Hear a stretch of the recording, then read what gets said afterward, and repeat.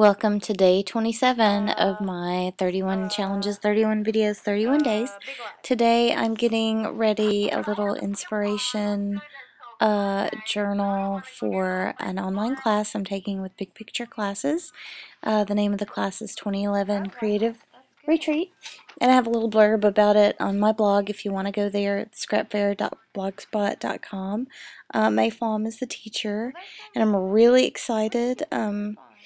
You know, she's encouraging me to use my stash, which is really, really important to me. For this year, I'm trying to get rid of some of my excessive hoarding.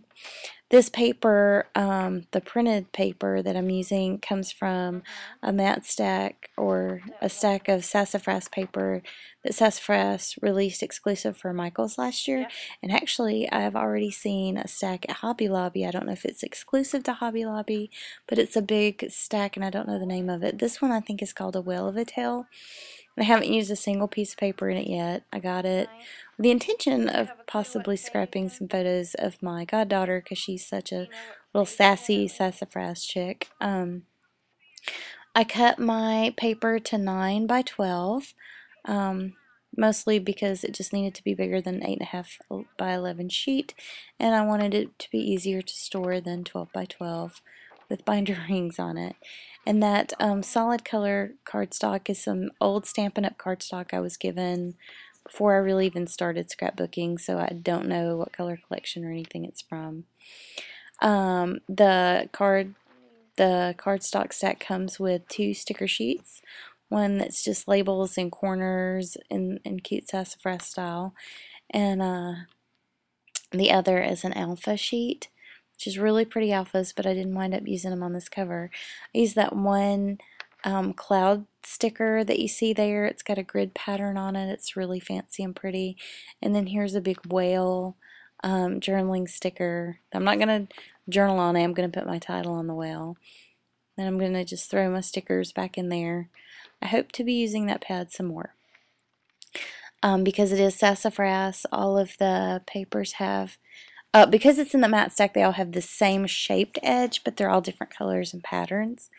And even though my background reminds me of waves in the ocean, I wanted to use this giant scallop to simulate even more that my whale is in the water. So I cut it off, and I did cut it short. That was intentional. Oh gosh, you can see my face. Oh well. And then I'm laying it on crooked. So just so you know, that is intentional. I like things to not be perfect, mostly because I'm not perfect and it really stresses me out to try to make it perfect. I'm using some more of that ruffle trim. If you've watched, you know, yesterday or the video for day 26, then you'll see that ruffle trim. And today I'm just sticking it down with my ATG tape. Yesterday I used some scrappy glue. I'm going to put some pom-pom trim over the top of that, and I'm going to use scrappy glue for that. And since this is just for me, I'm just trying to make it me, totally me, 100% me, not anybody else. So you're going to see it's kind of imperfect, but I love it. And I do have a Band-Aid on my finger that is made out of vet wrap, and it does have dog bones on it. I work in a veterinary clinic, and I cut my finger at work today. I just grabbed something that turned out to be sharp, and I wasn't aware it was going to be sharp. So, no panicking. It's wrapped.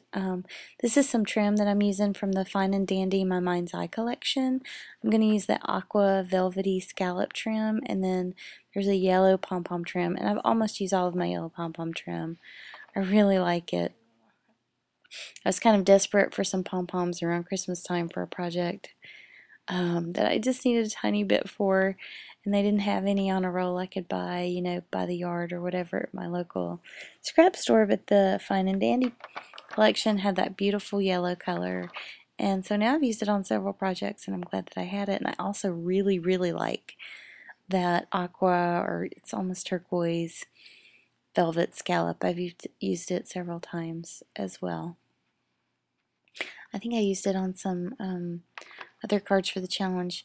Anyway, my camera was dying, so here's my completed project. Thanks.